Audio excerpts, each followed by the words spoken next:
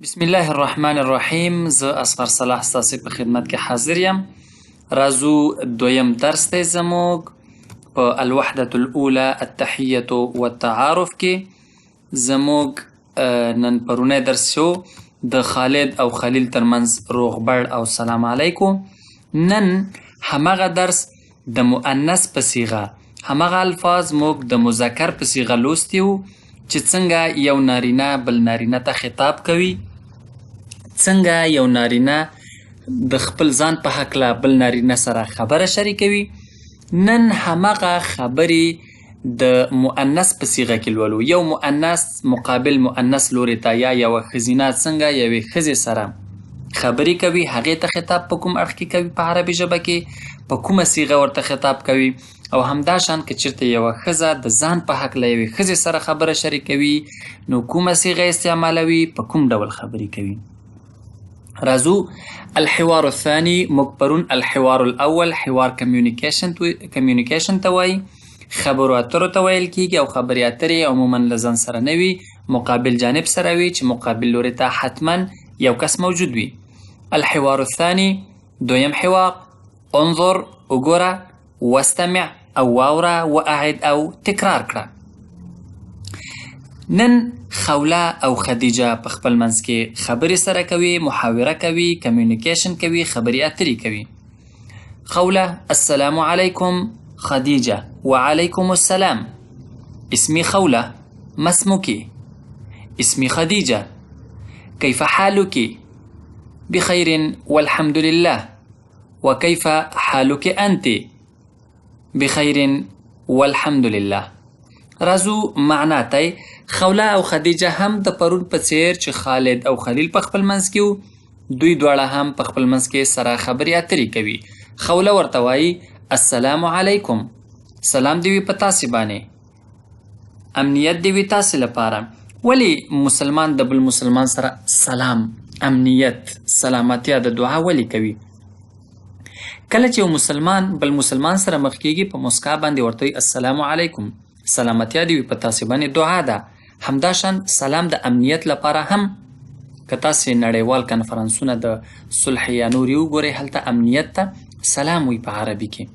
نو دلته چې دی سلام، چې کله موږ یو مسلمان سره سلام کوو، مطلب دا دی چې ته زما له لورې تا ته بالکل امنیت دی او زما له لورې تا ته هیڅ قسم خطر متوجه نه دی. او بیا هم چې یو مسلمان سلام هم کوي، په زړه کې کینه هم ساتي، ته منافقت دی. نو خوله ورته وایي السلام علیکم، سلامتیا دی وي په تاسې باندې، امنیت دی وي تاسې لپاره، سلام دی وي په تاسې باندې. خدیجه ورته وایي وعلیکم السلام.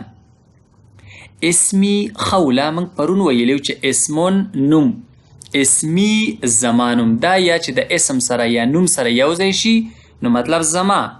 جدارون دیوال، جداری زما دیوال. وروستۍ خبره ده صرف د مثال لپاره مې تاسو ته راوستم. قلمون قلم، قلمی زما قلم. اسمی زمانوم خوله، خوله دی. مسموکی، ګوره کله چې متکلم اسمی په ځان په هکله خبرې کوي، دا صیغه هیڅ فرق نه کوي، هیڅ بدلیږي نه. نارینه هم وایي قلمي، ښځینه هم وایي قلمي، زما قلم، فرق نه کوي. اما د خطاب خبره چې راځي، ستا نوم، ستا قلم، بیا نو خطاب څه کوي؟ فرق کوي. مسموکی نارینه لپاره څه وایو؟ مسموکه یا ما اسموکه، دواړه صحیح دي، خو مسموکه او مسموکې صحیح دی. ولې دا ډېر صحیح دی؟ دلته حمزة الوصل دی، دا به انشاءالله په وروستیو درسونو کې لولو. مسموکې یعنی هدف مې دا چې ولې مسموکه صحیح دی او ما اسموکه ډېر ښه نه دی. که چېرته زموږ مقابل لوري ته نارینه وي، ورته وایو مسموکه، بیا زور وي دلته فتحه وي، زور ته موږ په عربي کې څه وایو؟ فتحه. زور، فتحه، زیر، کسره او پیښ ضمه. که نارینه وي ورته وایم چې نوم دې څه دی، ورته وایم مسموکه. که ښځینه وي ورته وایم مسموکي. نو دلته خوله چا سره لګیا ده؟ خدیجې سره. خدیجې ته څه وایي؟ اسمي خوله، زما نوم خوله دی.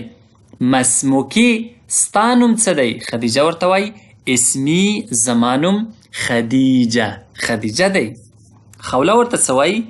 کیف حالکی، ستا حال څنګه دی، یا په لنډو الفاظو ته څنګه یې. لکه دلته چې موږ وویل دا کاف الخطاب چې دی دا د مذکر او مؤنث لپاره فرق کوي. کله چې مؤنث وي زموږ مقابل لوري ته ښځینه وي بیا ورته وایو مسموکې کیف حالوکې څنګه یې، حال دې څنګه دی. که نارینه وي کیف حالوکه فتح راوړو زور راوړو، او که ښځینه وي کیف حالوکې. خدیجه ورته وایي بخیر والحمد لله، ښه یمه، خیر و خیریت دی، والحمد لله او د الله تعالی شکر دی. وکیف حالک انت، ګوره انت پرون و نارینه لپاره انت ته، حالک ستا حال. خو دلته وګورو وکیف حالک انت، ستا حال څنګه دی، یا او ته څنګه یې پښتو کې وایو که نه، او ته څنګه یې.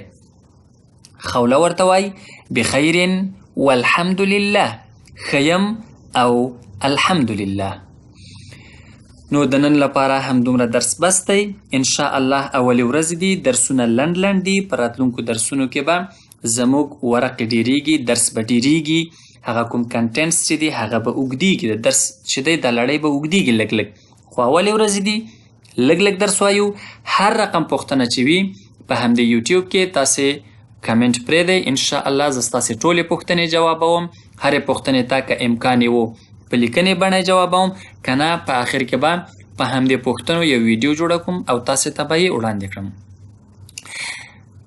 ونكتفي بهذا القدر من الدرس ليومنا هذا، ونلتقي إن شاء الله في الدرس المقبل، وإلى اللقاء القادم. أستودعكم الله، والسلام عليكم ورحمة الله وبركاته.